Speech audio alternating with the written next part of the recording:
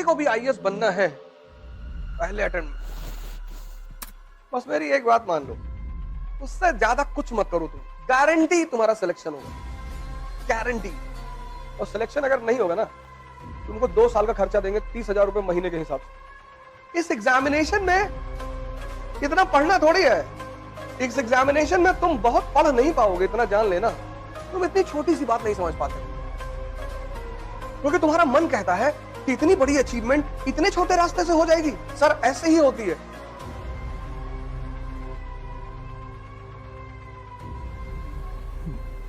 जय हिंद फ्रेंड्स।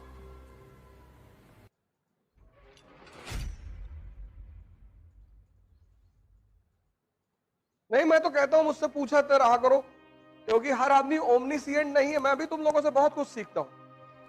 इस दुनिया में कोई ओमनीसिएंट नहीं है। तुम्हारे पास भी दिमाग है, तुम पढ़ते हो, तुम किसी पर्सपेक्टिव से सोचते हो सकता है मैंने उस पर्सपेक्टिव से ना सोचा। तो जब तुम मुझसे सवाल करते हो तो मैं भी तुमसे कभी कभी सीखता हूं। ना आने का मतलब कुछ बुरा थोड़ी होता है। हर आदमी को सब कुछ थोड़ी आता है।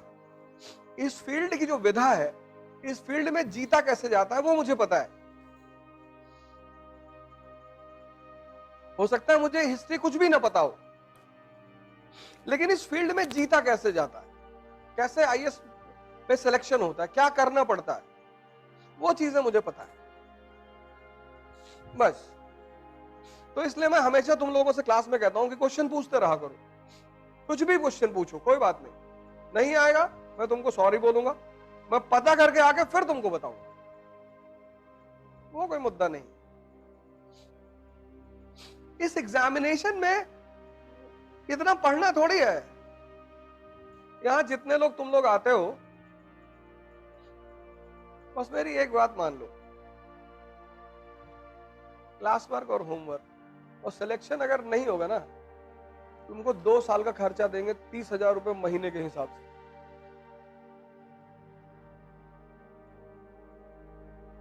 तुम क्यों टेंशन ले रहे हो यार? आज इकरा में मान लो 100 लोग आ रहे हैं, ठीक है, बहुत आ रहे हैं। ये 100 वो लोग हैं जिन्होंने जीवन में खतरा ले रखा है कि पैसा डूब जाएगा, तो लेकिन चलो। जब तुम कोई बिजनेस शुरू करते हो तो तुम्हारा बिजनेस पहले दिन में नहीं खड़ा होता।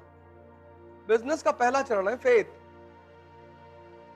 इतनी बड़ी बड़ी कंपनियां मार्केट में हैं, तो लोग उनको पास जाएंगे। जब आदमी पैसा देता है वो कहता है कि यार जिसका नाम है उसके पास चलो।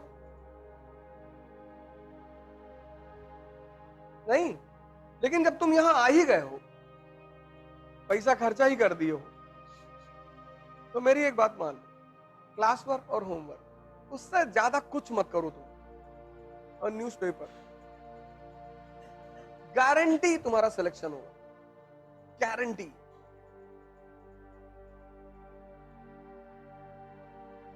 हम अपनी गारंटी ले रहे हैं, अपनी। और आज से प्रयोग नहीं कर रहे हैं, पिछले 15 साल 20 साल पढ़ाते हो क्या, 15 साल से प्रयोग कर रहे हैं, 15।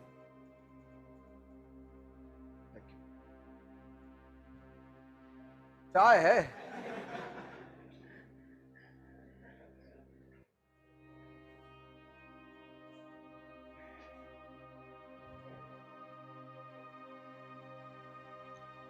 तुम सिर्फ क्लास वर्क, होमवर्क, न्यूज़पेपर कर लो, गारंटी तुम्हारा सिलेक्शन होगा। ये हिंदुस्तान में जो 10, 20, 50 लोग मुझे मानते हैं, उसकी वजह यही है। किसी डॉक्टर की जब दवा सूट कर जाती है तभी तो दोबारा तुम उस डॉक्टर के पास जाते हो। इस एग्जामिनेशन में तुम बहुत पढ़ नहीं पाओगे, इतना जान लेना। हाँ, जब तुम्हारी जो क्लास में इकोनॉमी पढ़ाई गई है वो कंसोलिडेट हो गई, हजम हो गई, उसके बाद जब तुम दत्ता सुंदरम उठाओ, अब तुम सोच के देखो, तुम्हारा नेशनल इनकम चैप्टर क्लियर है, सब पता है तुम। अब तुमने दत्ता सुंदरम की किताब उठाई पढ़ने के लिए, कितना देर लगेगा? 10 मिनट, क्योंकि सब तो समझ में पहले से है। नहीं समझे? समझ गए ना? जैसे मैंने तुम्हें पढ़ाया इंडस्ट्रियल रेवोल्यूशन, तुमने कंसोलिडेट कर लिया, हजम कर लिया, फिर किताब उठाया, कितना देर लगेगा? 10 मिनट। तुम इतनी छोटी सी बात नहीं समझ पाते हो, क्योंकि तुम्हारा मन कहता है कि इतनी बड़ी अचीवमेंट इतने छोटे रास्ते से हो जाएगी। सर ऐसे ही होती है।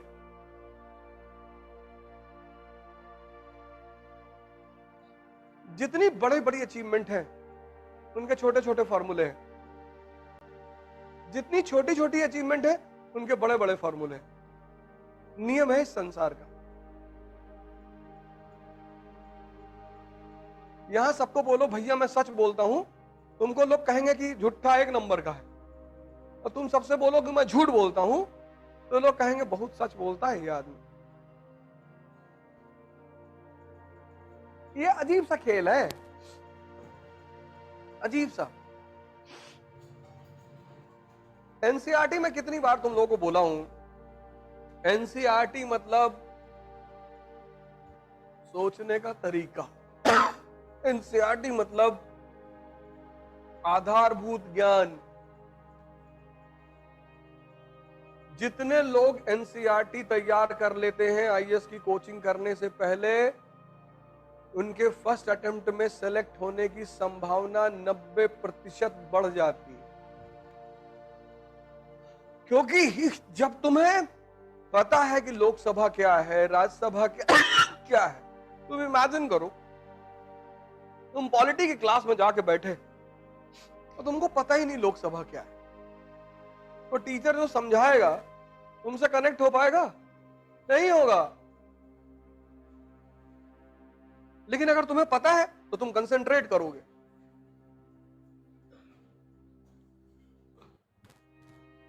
नहीं करोगे फिर तो 50% तुम सीख के आए थे और 50 तुमने क्लास में सीख लिया। जड़ मजबूत हो गई कि नहीं हो गई? किसी को भी आईएएस बनना है पहले अटेम्प्ट में, वो अपनी एनसीईआरटी पर कमांड बना ले। अब जैसे पहला चैप्टर है विपिन चंद्रा का, क्लास 12th वाली एनसीईआरटी है ना विपिन चंद्रा, उसका पहला चैप्टर है 18वीं शताब्दी का भारत, है ना।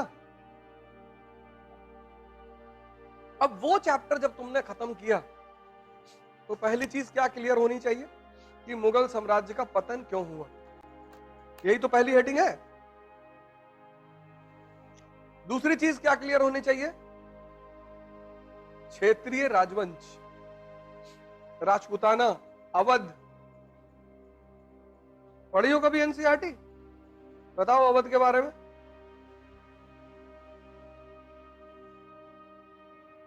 तुमने पढ़ा ही नहीं।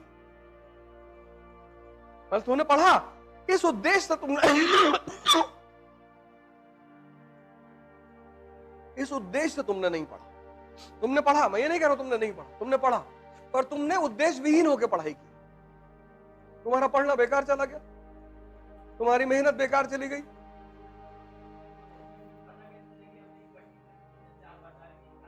अरे भैया चैप्टर, जैसे जब तुम मनोहर कहानियां पढ़ते हो, सत्य कथा पढ़ते हो, तो उसमें क्या लिखा होता है? उसकी टाइटल होती है, उसी टाइटल से प्रभावित होकर तो पढ़ते हो। नहीं, बंबई की हसीना ने हंगामा मचाया। अब तुम उसमें क्या खोजोगे कि इस हसीना ने हंगामा कैसे मचाया? दो ही चीज तो खोजोगे। किसी भी किताब की जो टाइटल होती है, किसी भी चैप्टर का टाइटल होता है, वो यही तो तुमको बताता है। जब कार्ड शादी का छपवाते हो तो उस पर लिखवाते नहीं हो शुभ विवाह, नहीं तो हर आदमी पूछे ना कि भैया काहे दे रहे हो कार्ड। तो जब कार्ड देते हो तो उस पर लिखा हो तो शुभ विवाह। कहता अच्छा किसका है? कहता मेरे पापा का। अच्छा अच्छा, अबे दे दिए कार्ड, पढ़ लो किसका है। अब सब इंक्वायरी करोगे। तो कोई भी चैप्टर की जो टाइटल होती है, वो टाइटल ये बताती है कि इस चैप्टर में ये चीज। अब 18वीं शताब्दी का भारत, तो किस किस स्तर पर? राजनीति के स्तर पर, अर्थव्यवस्था के स्तर पे, समाज के स्तर पे, तो पता कर लो। नहीं, बंबई की हसीना ने मचाया हंगामा। तो एक चीज उसमें क्या है? हसीना। दूसरा क्या है? हंगामा। तो अब तुम कहानी पढ़ोगे।